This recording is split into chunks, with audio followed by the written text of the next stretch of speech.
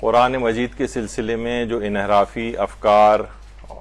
جو لوگوں کے دماغوں میں اس سے متعلق کچھ باتیں آ رہی ہیں، تو اس سلسلے میں ہماری گفتگو جاری تھی۔ پھر ایک چیز اور بھی ہے کہ بھئی قرآن کتاب ہدایت سے ہدایت لینی چاہیے۔ یہ کیا کہ آپ کوئی مریض ہو جائے تو آپ اس کی شفا یابی کے لیے پڑھ رہے ہوں، رزق میں کمی ہو رہی ہے تو آپ اس کے لیے پڑھ رہے ہوں، کوئی مشکل پیش آ رہی ہے تو اس کے لیے پڑھ رہے ہوں، یہ قرآن کا یہ کام تو نہیں ہے۔ قرآن تو صرف کتاب ہدایت ہے۔ دیکھیے اب جو اس میں چیزیں بیان ہوں گی، یہ خود بخود ایک تو اس کا جواب بھی بنے گا، اور دوسرا جتنی مثالیں اس کے اندر آئیں گی اس کو آپ اپنے لیے اس طور پر لاہے عمل کے طور پر بھی اس کو سنیں کہ کون کون سے دنیاوی مقاصد تک کے لیے، دنیاوی حاجات تک کے لیے قرآن نے جو ہے وہ اس کو احادیث کے اندر قرآن کو پڑھنے کو باعث فضیلت قرار دیا ہے۔ دیکھیے قرآن کی آیت ہے کہ وَنُنَزِّلُ مِنَ الْقُرْآنِ مَا هُوَ شِفَاءٌ وَرَحْمَةٌ لِّلْمُؤْمِنِينَ وَلَا يَزِيدُ الظَّالِمِينَ إِلَّا خَسَارًا، اور ہم قرآن میں ایسی چیز نازل کرتے ہیں جو مومنین کے لیے تو شفا اور رحمت ہے، لیکن ظالموں کے لیے صرف ان کے خسارے میں اضافہ کرتی ہے۔ یعنی قرآن میں جو چیز نازل ہوئی ہے پروردگار ہے وہ مومنین کے لیے شفا ہے۔ اچھا، جب شفا ہے مومنین کے لیے تو اس کا مطلب ہے تمام روحانی امراض سے بھی شفا ہے اور تمام جسمانی امراض سے بھی شفا ہے، یعنی دونوں چیزوں کے لیے، کیونکہ قرآن میں شفا کا مطلق لفظ استعمال ہوا ہے۔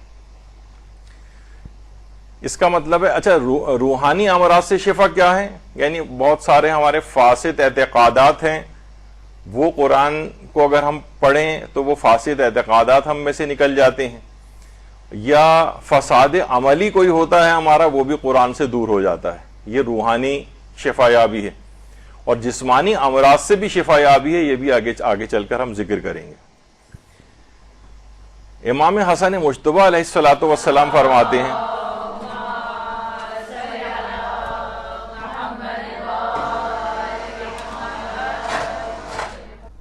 فرماتے ہیں کہ اسی قرآن میں ہدایت کی روشنی کے چراغ اور دلوں کی شفا ہے۔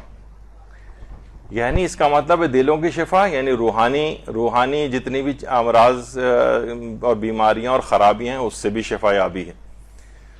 تو اور ہدایت کی روشنی کے چراغ بھی ہیں اس میں، یعنی اس میں تو کوئی دوسری بات ہی نہیں ہے کہ قرآن کتاب ہدایت ہے، لیکن اس کو کہا جائے کہ فقط یہ کتاب ہدایت ہے، اس سے کوئی دنیاوی کوئی اور کام نہیں لیا جا سکتا، کوئی دنیاوی چیز جو ہے اس کی حاجت کے لیے سے نہیں پڑھا جا سکتا، ایک انحرافی نظریہ ہے۔ اس کا مطلب ہے کہ جو معترض ہے اس نے ان ہزاروں احادیث کو پڑھا ہی نہیں ہے کہ جس میں دنیاوی حاجات کے لیے بھی قرآن مجید کو پڑھنے کی تاکید کی گئی۔ اچھا، اب کون کون سی مثلا ہم چند مثالیں دے رہے ہیں۔ دیکھیں آیت اللہ حاج شیخ مجتبی قزوینی خراسانی یہ فرماتے تھے، جو کتاب مطالعہ قرآنی، یہ مطالعہ جس طرح مطالعہ پاکستان کہا جاتا ہے وہ نہیں، بلکہ تے سے ہے مطالعہ قرآنی محمد علی رحیمیان کی،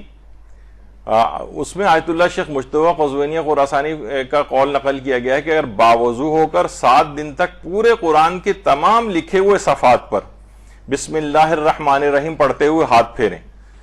یعنی قرآن کا کوئی صفحہ ہے اس پہ باوضو ہو کر پورے اس کے صفحے کے اوپر ہاتھ پھیریں، اور اس طرح سے ایک پورا قرآن ختم کرتے ہوئے، یعنی ایک دن میں پورا قرآن ختم کر لیں، بسم اللہ الرحمن الرحیم پڑھتے ہوئے ایک صفحے پہ ہاتھ پھیرا، پھر بسم اللہ پڑھتے ہوئے دوسرے صفحے پہ، پھر تیسرے صفحے پہ، اس طرح یہ 7 دن تک کیا جائے، اور پھر بیماری والے مقام پر ہاتھ رکھ کر بسم اللہ الرحمن الرحیم پڑھے تو دیکھے گا کہ بیمار انشاءاللہ شفا یاب ہو جائے گا۔ اللہم صلی علی محمد وعلی محمد۔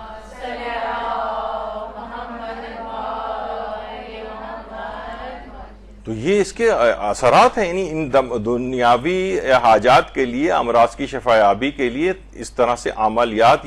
اور یہ کسی عام آدمی نے نہیں بتائے ہیں۔ آیت اللہ یہ شیخ مجتبی قزوینی خراسانی کون ہیں؟ ان کے شاگردوں میں آیت اللہ سیستانی بھی ہیں اور رہبر معظم آیت اللہ خامنئی بھی ہیں، دونوں کے استاد ہیں یہ، اور یہ قرآن کا جو ہے وہ درس بھی دیا کرتے تھے، اور انتقال کے بعد حرم امام رضا علیہ السلام میں صحن عتیق میں مدفون ہے۔ اللہم صلی علی محمد وعلی محمد۔ یعنی اتنے بڑے بڑے علماء نے اس طرح سے قرآن کا ایک فائدہ یہ بھی نقل کیا ہے کہ یعنی صرف تلاوت ہی نہیں بلکہ حروف بھی اس قدر نورانی ہیں